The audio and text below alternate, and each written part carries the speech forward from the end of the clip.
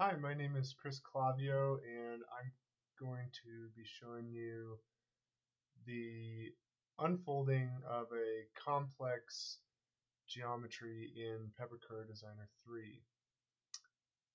So here's our model. It's a fairly complex model, and I'm just going to do a fly around here to start.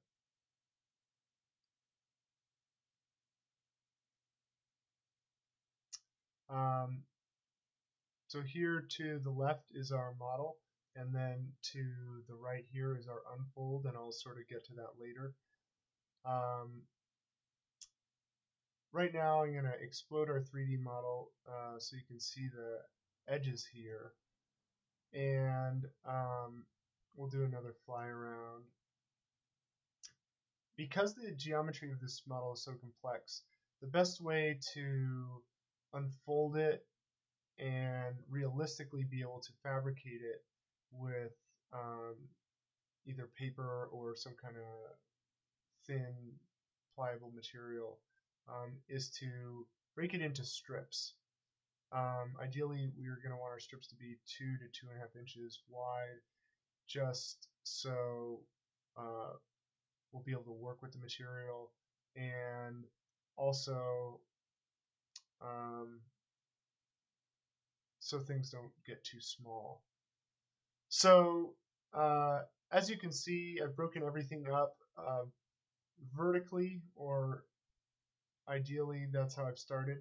So I started from this little piece here over in the right corner here.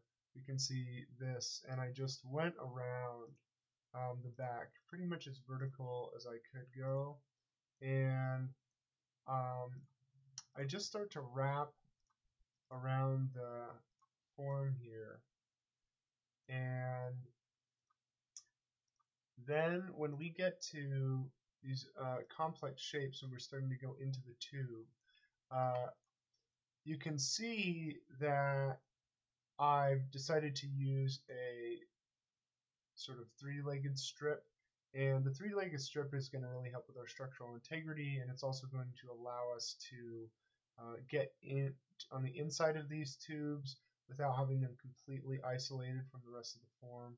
So we have the structure, the vertical structure here, and then we have part of the interface of that tube there that we're constructing.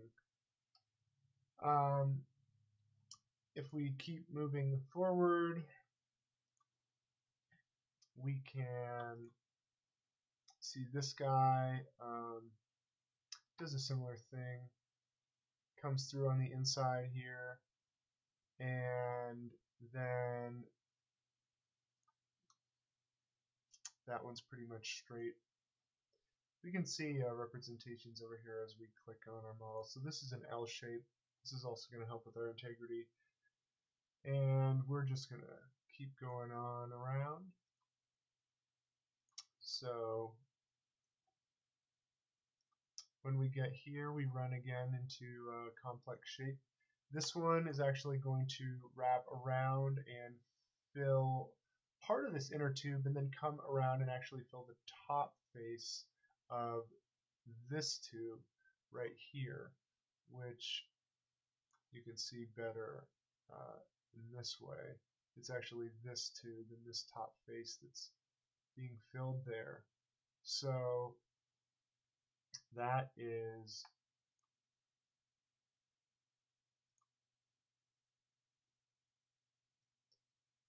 going to be, I believe, this guy right here. And then as we move around further, we're going to see this this piece also. We have a fork strip here. It's a tri-leg strip. We're using a forking model coming down from the top, coming out here, wraps around the bottom face of that tube, and then we're going to come out on the underside of the model. Then if we keep moving along,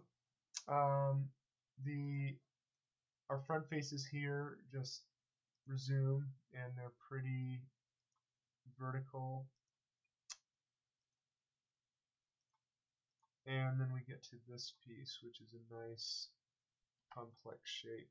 This is going to wrap around from the underside around the front face of this inner tube right here, and then come around and almost fork, but it's going to come around this way. This is also going to really help with our structural integrity. And then we can show, let's see, I believe we can show this piece here. Right, this is going to be another complex shape that does a similar wraparound. We're going to go from top to bottom and then cover the back face of that tube. And then after that, we're going to resume our vertical alignment and just pretty much follow the orientation out.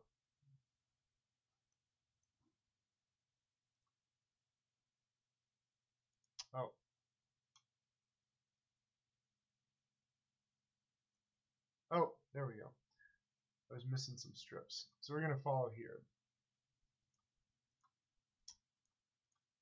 And this guy's nice. This is actually going to fall into our small tube here. Again, we have a vertical support, and then we move out into the tube and help create that structure that way.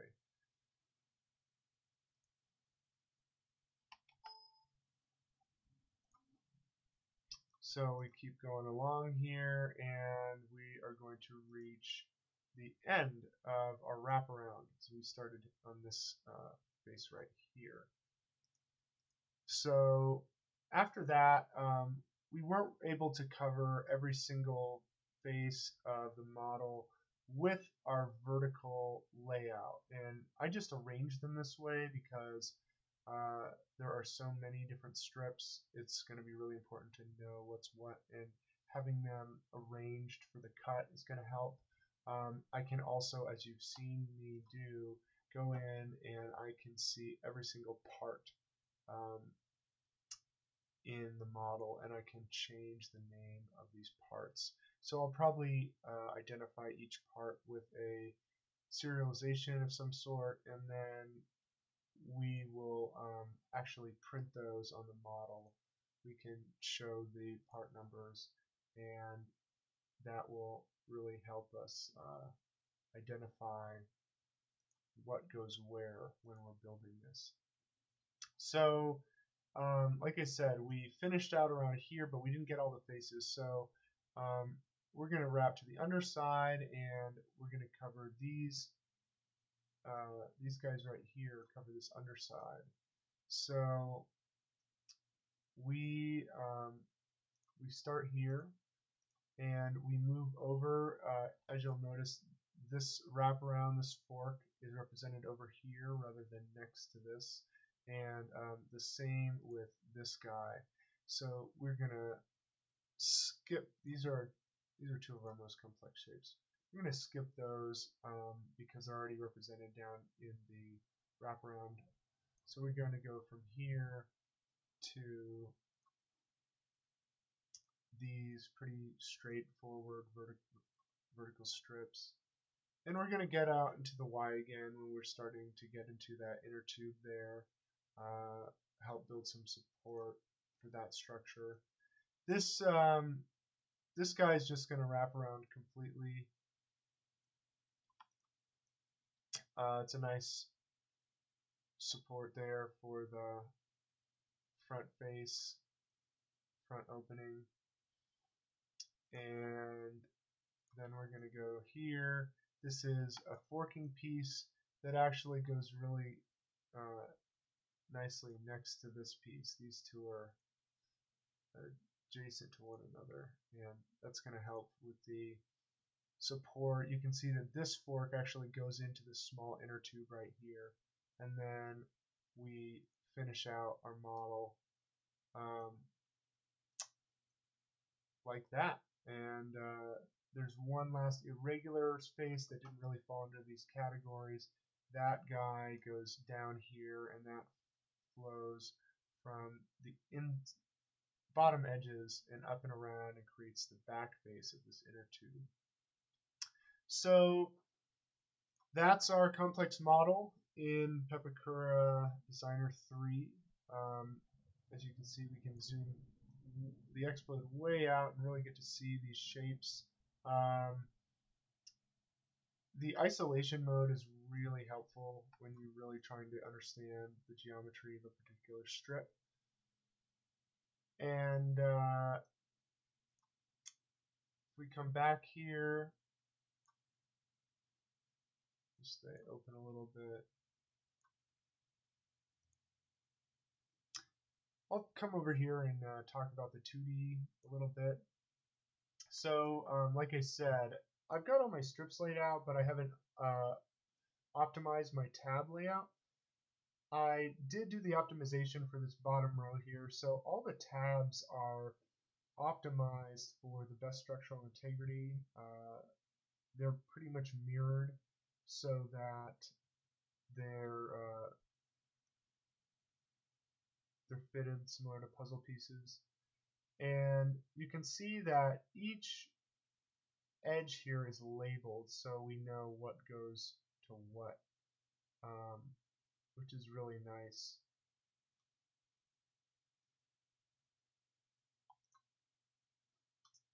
You see this space here. So these two fit together, and we can see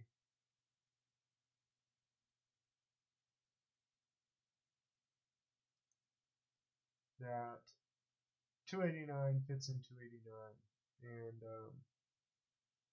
the labels are actually backwards.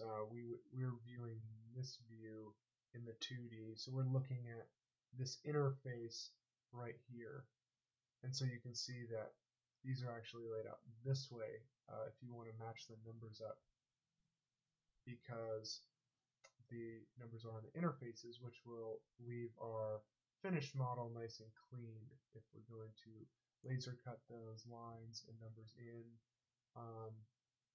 or have them be printed out. We won't see those in our final model.